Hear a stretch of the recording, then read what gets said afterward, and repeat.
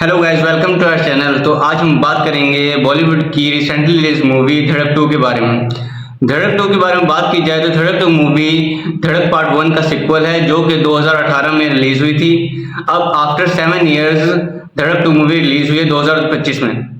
सबसे पहले इसकी कास्ट की बात की जाए तो इसके अंदर मेन लीड्स में आपको सिद्धांत चतुर्वेदी के साथ तृप्ति डिमरी नजर आएंगी।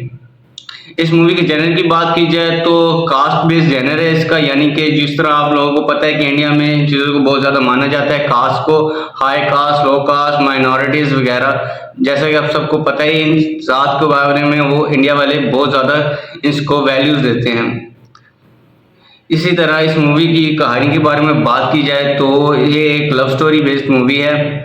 सबसे पहले इस मूवी के अंदर आपको सिद्धार्थ चतुर्वेदी के किरदार का नाम बताते हैं। सिद्धार्थ चतुर्वेदी के इस मूवी के अंदर किरदार का नाम नीलेश है और दूसरी साइड पर तृप्ति डिमरी के किरदार का नाम विधि है।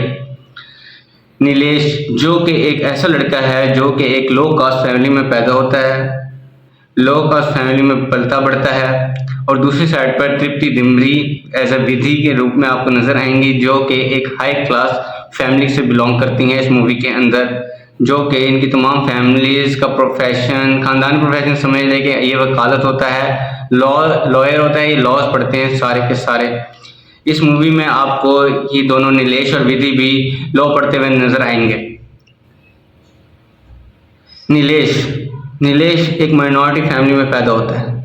वहाँ पे वो मेहनत करता है, स्ट्रगल करता है और अपनी जगह बनाता है कि इस माशरे में अपनी जगह बनाने की कोशिश करता है। बहुत मेहनत करके वो स्कॉलरशिप हासिल करता है और अपनी LLB मुकम्मल करने के लिए LLB की यूनिवर्सिटी के अंदर दाखिला ले लेता है, जिस यूनिवर्सिटी के अंदर सेम टाइम पे इसकी विधि यानी कि तृप्ति डिमरी इसकी क्लासमेट होती है। और यहीं पे इनका इस मूवी में जो एक्सपोर्टिव रोल अदा कर रहे हैं विधि का फर्स्ट कज़न चचेरा भाई रोनी भी होता है जो कि इनका ही क्लासमेट होता है। पहला दिन होता है यूनिवर्सिटी का, सब अपना अपना इंट्रो दे रहे होते हैं, सब अपने अपने सरनेम बड़ी शान और शौकत से बता रहे होते हैं और लास्ट में बेचारा नीलेश सोच रहा होता है कि मैं क्या बताऊंगा क्योंकि मैं तो एक माइनॉरिटी ज़ात से ताल्लुक़ रखता हूँ।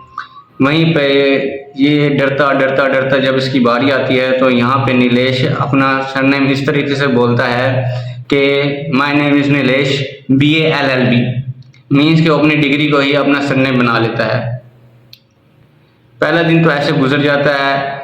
इसी तरीके से विधि और नीलेश की दोस्ती शुरू हो जाती है, वो एक दूसरे से हेल्प करते हैं क्योंकि विधि जो होती है वो कास्ट सिस्टम को नहीं मानती, वो थोड़ा मॉडर्न डेज के सिस्टम को मानती है। कास्ट वास्ट जात पात क्या होता है ये वो इस चीज़ों को नहीं मानती और वो एक इंसानियत, प्यार, मोहब्बत के कल्चर को मानती है। इन दोनों की आपस में अंडरस्टैंडिंग होना शुरू हो जाती है, सब कुछ सही चल रहा होता है कि एन वक्त पर यहाँ पर एंट्री होती है।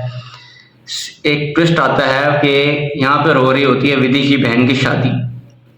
विधि की बहन की शादी हो रही होती है तो विधि जिद करके नीलेश को और उसका एक और फ्रेंड होता है उसको इनवाइट करती है। नीलेश बड़ी तैयारी करके जोश पोश से जाता है, शादी में शिरकत करता है, सारी शादी भुगता लेता है, फेरे भी इनके देखता है, फूल भी इन पे बरसाता है इनकी बहन पे। लेकिन जब वो खाना खाने लगता है ऑन द स्पॉट विधि का फादर आके उसको साइड पे बुलाता है। जैसे ही वो साइड पे जाके उनसे कहते हैं जी अंकल जी बताएं क्या बात है। वो कहते हैं एक बात करनी थी आपसे। जैसे ही वो बात करना शुरू करता है तो पीछे से 4-5 आदमी आ जाते हैं और बीच में विधि का फर्स्ट कज़न चचेरा भाई रोनी भी होता है। आके नीलेश को पूरी तरह मारना शुरू कर देते हैं, जबकि विधि का फादर उनको रोक रहा होता है लेकिन रोक नहीं पाता। वो उसको बहुत मारते हैं, मारते मारते वो इतने पागल होते हैं कि रोनी नीलेश के ऊपर पी कर देता, पी में पेशाब कर देता है। इतनी जिल्लत धक्के दे के उसको वहाँ से शादी से निकालते हैं ताकि इस नीलेश को समझ आ जाए कि ये किस ज़ात का है और ये किस ज़ात की लड़की के साथ अटैच होने की कोशिश कर रहा है। नीलेश को ये बात समझ आ जाती है। नीलेश विधि से बहुत दूर हो जाता है, सारे कॉन्टैक्ट्स ख़त्म कर देता है, मोबाइल अपना बंद कर देता है सब कुछ। लेकिन दूसरे हाथ पर विधि जो इसको देख रही होती है कि मेरे मैसेज का जवाब नहीं दे रहा, कॉल्स नहीं उठा रहा, मुझसे मिल नहीं रहा, इसको ढूंढते ढूंढते वो इसके मोहल्ले में आ जाती है। आके वो इसको गले लगाती है, सारा कुछ करती है। इसको कहती है क्या वजह, तुम मुझे क्यों छोड़ रहे हो, ये वो। नीलेश उसको कुछ भी नहीं बताता, बस उससे अवॉइड करता है। इसी तरीके से इस मूवी के अंदर ट्विस्ट आ जाता है कि दोनों की जुदाई हो जाती है, दोनों सैड होते हैं, अपनी अपनी स्टोरीज को लेके चल रहे होते हैं। वहाँ पे विधि सैड हुई होती है, यहाँ पे ये, लेकिन ये बात यहाँ तक रुकती नहीं है। रोनी और उनके घर वाले नीलेश को ऐसे ही नहीं छोड़ दे, वो उसको जलील करना बंद नहीं करते। इसी तरीके से यूनिवर्सिटी में भी उसको जलील करना शुरू कर देते हैं, उसको मारने की कोशिश करते हैं, उसको गटर के गंदे पानी में फेंकने की कोशिश करते हैं। उसके यहाँ तक कि इतना उसको टॉर्चर करते हैं कि उसके फादर को जो कि इस मूवी के अंदर एक डांसर के रूप में नज़र आते हैं, उनको सबके सामने जलील करते हैं, उनके कपड़े उतारते हैं और पता नहीं क्या क्या करते हैं उसके साथ। गाइस आप लोग देखेंगे तो आप भी बस रोना आ जाएगा आप लोगों को भी। बेचारा नीलेश टूट जाता है, सब कुछ टूट जाता है। नीलेश गुस्से में पागल हुआ होता है, उठाता है, कहता है मैं जाके इनको मार दूंगा, लेकिन नीलेश की माँ उसको रोकती है और कहती है क्यों आज तुझे इतना गुस्सा क्यों आ रहा है, आगे पीछे भी तो तेरे बाप की सब बेइज्जती करते हैं। इस बात पे आगे नीलेश चुप हो जाता है और इसी तरीके से पढ़ना शुरू कर देता है। लेकिन इस टाइम पे नीलेश के दिमाग में बात बैठ जाती है, नहीं बस बहुत हो गया, अब और नहीं, अब और मैं नहीं सहूँगा। वो जाके रोनी की सीट पे बैठता है, रोनी के साथ वो खुद पंगे बागे करना शुरू कर देता है, रोनी को आगे से मुंह तोड़ जवाब देना शुरू कर देता है। इसी दौरान यूनिवर्सिटी के अंदर रोनी नीलेश के ऊपर सबके सामने गंदा कीचड़ गटर वाला पानी फेंकता है, जिसकी वजह से नीलेश सारा गंदा होके गिर जाता है, अपनी नज़रों में गिर जाता है। लेकिन नीलेश को वहां से उठता है और सीधा जाके रोनी के आगे खड़ा हो जाता है और रोनी का मुंह काला कर देता है उसी अपने जिस्म पे लगे हुए गंदे पानी कीचड़ के साथ। इसी गुस्से के अंदर रोनी गलती से ये बोल जाता है कि क्या तू भूल गया शादी में जो तेरे साथ किया था। इसी बात को सुनकर विधि को पता लग जाता है कि नीलेश उससे ऐसे ही नहीं अवॉइड कर रहा, कुछ ना कुछ हुआ था शादी वाले दिन जिसकी वजह से नीलेश उसको अवॉइड कर रहा है। इसी बात पर विधि अपने घर में जाके लड़ती है, झगड़ती है। वहाँ पे उसको रोनी कहता है ये हमारी इज्जत उछालेगी, उस लड़की के साथ भाग जाएगी, सारा दिन ये यूनिवर्सिटी में उस लड़की के पीछे पीछे रहती है। जिस बात पर उसका विधि का चाचा और उसके वालिद को कंसर्न होती है, तो उसका चाचा और रोनी मिलकर एक सीरियल किलर को नीलेश की सुपारी दे देते हैं, जो कि उसको मारने का फुल प्लान बनाता है। वहाँ पे वो उसको नीलेश को लेके जाता है अपने साथ, वहाँ पे उसको मारने की कोशिश करता है, लेकिन नीलेश को अपनी माँ की कहे अल्फाज याद आते हैं कि ये बेटा यहाँ पे जंगल का कानून चलता है, या तो मारो या तो मरो। जैसे वो उसको मारने लगता है, नीलेश के दिमाग में ये बातें आती हैं, जोश आता है, तो वो उससे बचकर भागता है। वहीं पर रोनी जो दूसरी साइड पर खड़ा हुआ है ये देख रहा होता है, वो भागने लगता है नीलेश को देखकर। अब रोनी आगे आगे होता है और नीलेश पीछे पीछे होता है। नीलेश पीछे पीछे भागता भागता भागता ये विधि के घर पहुंच जाते हैं। विधि के घर पहुंचकर वो रोनी को बहुत मारता है। एंड टाइम पे वो उसकी जान लेने वाला होता है कि विधि आ जाती है। विधि आके उसको रोक लेती है।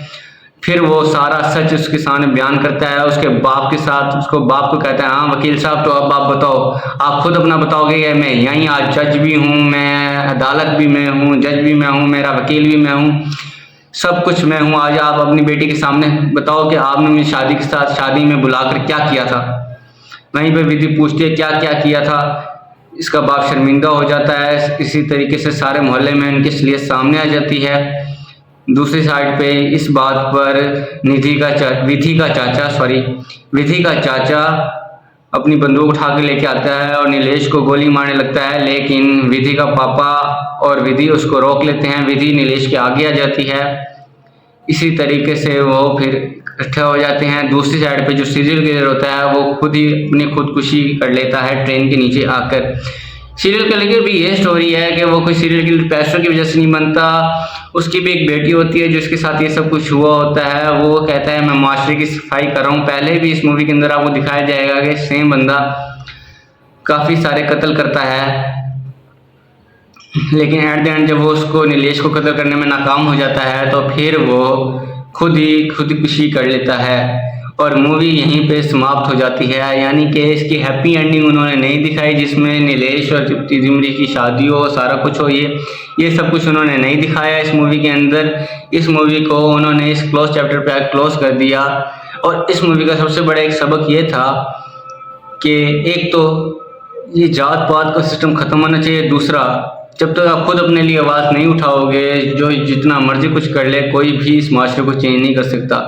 आप ये ना समझो कि सिर्फ आपके साथ जुल्म हो रहा है, आप ये समझो कि मेरे साथ हो रहा है तो सबके साथ हो रहा है, किसी और के साथ हो रहा है तो वो कल मेरे साथ होगा।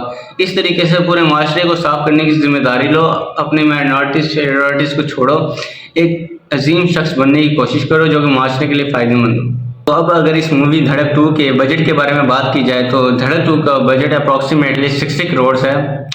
अब यहीं पे दूसरी साइड पे इसके बिजनेस की बात की जाए तो इसका business overall world wide 110.11 crore है, जिसके अंदर से 95.12 करोड़ इंडिया के अंदर और 14.99 करोड़ यानी 14.99 करोड़ ओवरसीज है।